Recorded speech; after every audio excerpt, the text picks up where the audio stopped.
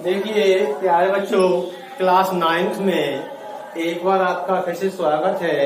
9th class में लगातार पढ़ाऊंगा क्योंकि आज का 1.2 प्रश्नावली है। इसमें कुछ आपकी थ्योरी सी है, तो 2-3 क्वेश्चन है, उनके जवाब आप देखिएगा। तो इसका पहला क्वेश्चन आपका सत्य कह रहा है कि प्रत्येक अपरिमेय संख्या एक वास्तविक संख्या होती है। पहला पार्ट है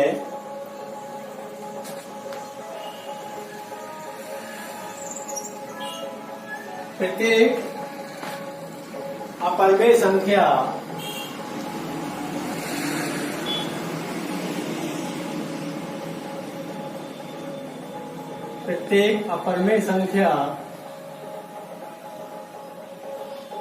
वास्तविक संख्या होती है।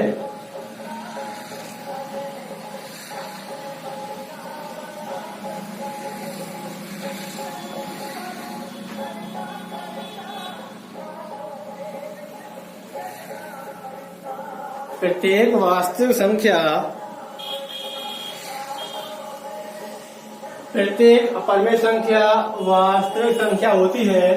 तो इसका आपका आंसर है सत्य है। इसका क्या आपका आंसर है?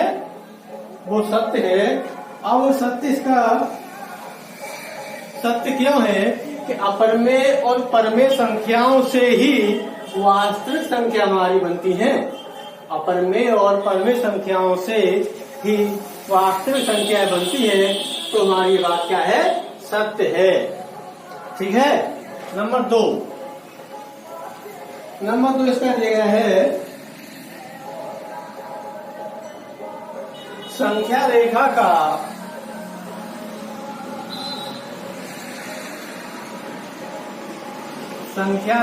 का प्रत्येक बिंदु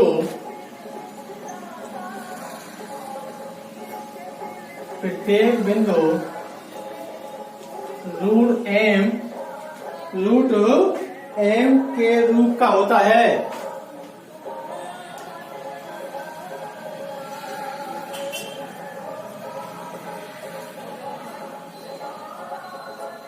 ये हमारी बात असत्य है। इसका आंसर क्या होगा? इसका आंसर हमारा असत्य है कि प्रत्येक संख्या हमारी रूट एम के रूप की नहीं होती है। जहाँ एम क्या है? एक प्राकृतिक संख्या है। कैसी है? एक प्राकृतिक संख्या है। तो हमारी प्रत्येक जो संख्या रूट एम के रूप में नहीं होगी। तो ये हमारी क्या है? ये हमारी भी असत्य बात है। तीसरा इसका आंसर देखिएगा, प्रत्येक वास्तविक संख्या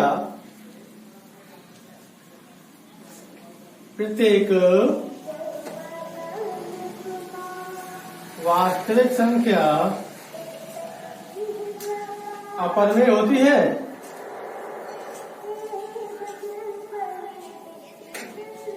प्रत्येक वास्तविक संख्या अपरिमेय संख्या होती है।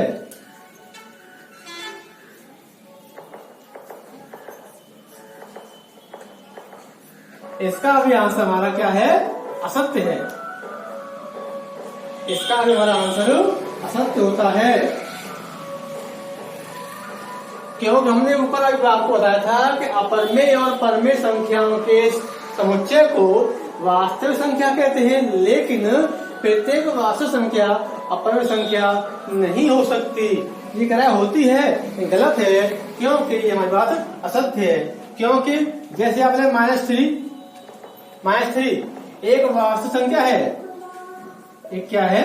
वास्तविक तो संख्या है, परंतु ये अपरिमेय संख्या नहीं है। जैसे -3 ले लें, ये क्या है?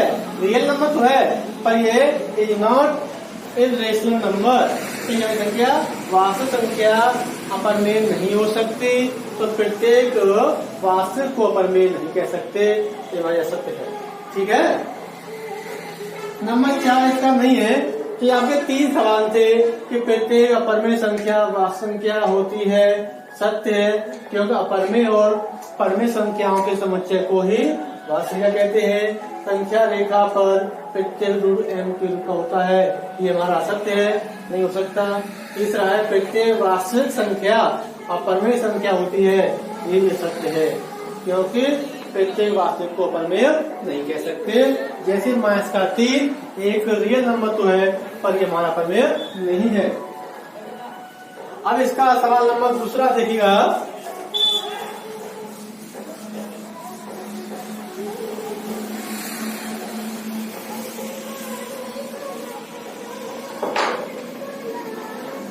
ये हमारी एक संख्या नहीं होगी बच्चों।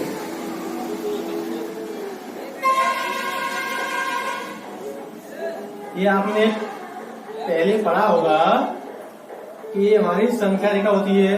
ये 0 हो गया, ये आपका -1 हो गया, ये -2 हो गया, और ये -3 हो गया। इधर आपके धन के 1 हो गया, +2 हो गया, +3 हो गया, और +4 हो गया। यानी 0 के बाईं तरफ संख्या माइनस की आती है और 0 के दाएं तरफ हमारी संख्या पॉजिटिव आती है। और सवाल नंबर 2 आपका है कि ये कहता है कि √5 को संख्या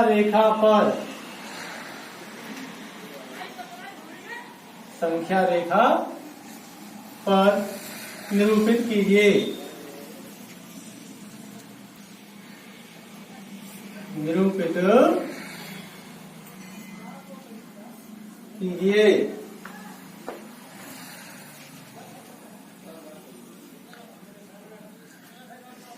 तो ये हमारा सवाल नंबर तीसरा है। हमारा सवाल नंबर दूसरा कोई और है। चलिए पहले ये सवाल नंबर तीसरा है। सवाल हमारा ये तीसरा है। दूसरा कहता है कि क्या सभी पूर्णांकों को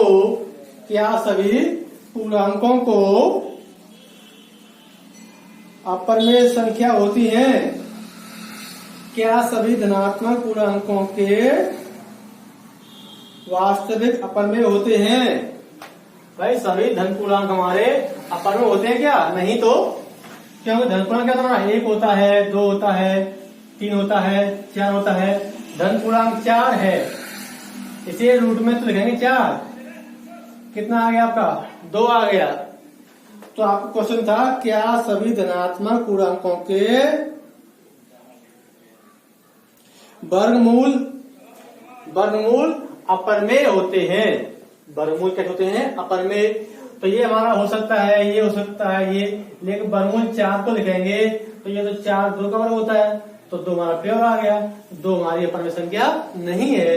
तो ये अर्थ हुआ कि सभी धन पूर्णांकों के वर्गमूल अपरमेय नहीं होते हैं। ठीक है, तो ये आपका आंसर आ गया, दूसरे का आ गया।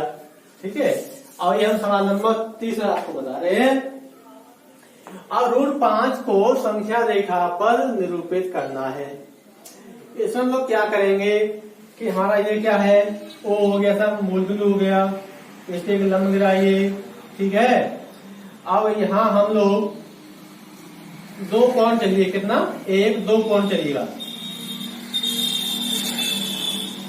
2 कोण हम यहाँ चलेंगे तो ये हम यहाँ पर आ गए। इसको मूल बिंदु से मिला दीजिए। ये दूरी में कितनी है? 2 तक आए, 2 हो गया। ये कितनी? 1 है। ये कितनी? 2। ये यहाँ क्या है? A है। ये क्या है? B है। अब इसमें हमारा एक राइट एंगल बन गया OAB। क्या बन गया कि OA बराबर कितना हमारा है? 2 से भी चले, और AB हमारा कितना है? 1 cm चले। अब ये हमको निकालना है, तो पाइथागोरस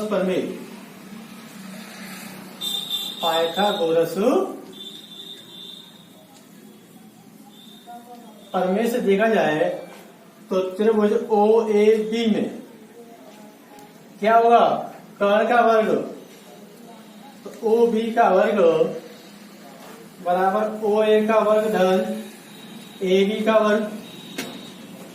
OB का वर्ग हमको निकालना है, ओ ए 2 दिया है, 2 का वर्ग, ए बी 1 का वर्ग, 4 धन 1, ओ बी का वर्ग बराबर 5, ओ बी निकालेंगे तो ये रूट हमारा 5 आ जाएगा।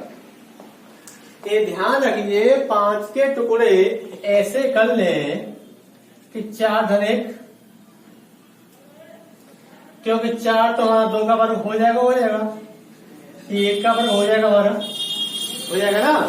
तो हम इधर कितने 2 पॉइंट चले, एक हमारा ये हो गया, तो हमारा ये बन गया राइट एंगल बन गया, 5 का कौन सा लगा दिया, तो आपका ओबी का जो मान है ये हमारा कितना आ गया, √5 आ गया। कितना आ गया, √5 आ गया। अब √5 हमारा ये हमारा ओबी आ गया है। अब √5 का मान कक्षा 8 में आपने पढ़ा होगा, कैसे निकालते हैं, 2 लिया, 2 दूनी 4, 1 यहाँ 0 बढ़ाते हैं पेयर में, डबल 0 आपकी आ गई, पॉइंट आ गया, 2 जोड़ दें, 4 हो गया। अब 2 लेंगे, यहाँ 2 लेंगे, 2 दूनी 4, 2 चौक 8, 6 1, और चाहे तो डबल 0 भी आप ले सकते हैं। यहाँ 2 जोड़ दें, 2 दूनी 4, 4, अब यहाँ कितना आपका आएगा, 3 आएगा, 3 आएगा, 3 तक 9, 3 चौक 12, 3 चौक 13, ठीक है। यानी √5 का जो वैल्यू आपका आया है वो लगभग 2.23 आया है। तो √5 का मान कितना है, 2.23 है ना। तो ये हुआ कहने का, √5 को संख्या रेखा में दिखाएंगे तो √5 का मान कितना आप समझ सकते हैं कि 2.23 है आपका। अब ये कहाँ है आपका, 2 यहाँ तो हो गया, तो आपका इससे ज्यादा होगा ना, तो लगभग आपको यहाँ मान सकते हैं। कहाँ मान लें आप, यहाँ मान लें √5 का मान। तो इसको यहाँ से डॉट डॉट कर दें, क्या कर दें आप इसे, डॉट डॉट कर दें, ठीक है ना। तो ये वैल्यू हमारी कितनी हो गई, √5। इस प्रकार से हम इसे √5 को संख्या रेखा में दिखा सकते हैं, √6 को दिखा सकते हैं, √7 को दिखा सकते हैं। इस प्रकार आप इसका हल कर सकते हैं और जो संख्या आए उसका मान आप ऐसे कक्षा में जानते थे, लगभग पॉइंट में कितना आएगा, 2.23 आएगा लगभग। तो इससे ज्यादा होगा तो इसको यही हम चिन्हित कर लें, ठीक है। तो ये आपका क्वेश्चन पूरा हो गया। आप आज इतना ही कराएंगे और कल अगला कितना बजे आपका 1.3 आएगा उसको भी देखिएगा।